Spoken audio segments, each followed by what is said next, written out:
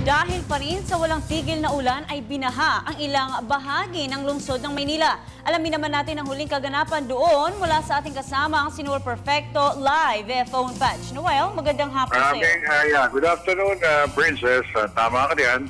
Medyo wala na ulan dito pero nag-iwan naman ng mga tubig baha sa ilang mga pangunahin at secondary roads dito sa lungsod. Dahil dito, agad na pinakansela o deklara ni Mayor Era Estrada na walang pasok sa lahat ng level sa Maynila na hindi ng mga opisina dahil na rin sa malakas na ulan kanina umaga at dahil na rin sa pagbaba sa isang areas. Maliban sa mga directly involved sa flood disaster relief at rescue operations ng mga tauhan ng Luzon ng Maynila ay lahat ng ibang level opisina ay hindi na muna pinapasok.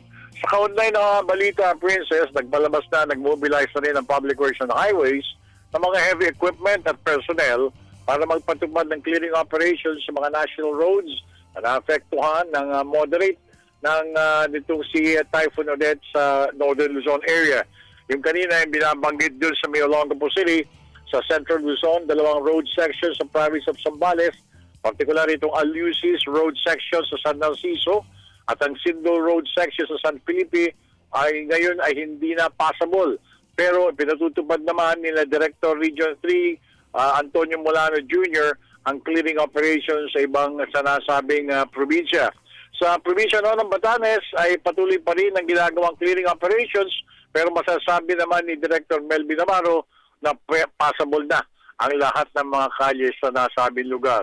Sa Cordillera Administrative ay ganun din ang kalalagayan maliban na rin sa ibang major thoroughfares na talaga namang close pa rin sa traffic. Falling debris at sa tulong na rin ng mga lalaki equipment, ito yung nililinis na ng kagawaran ng Public Works and Highways. So yun muna ang ulat. Maraming salamat. Maraming salamat din sa iyo, Noel, at ingat kayo dyan.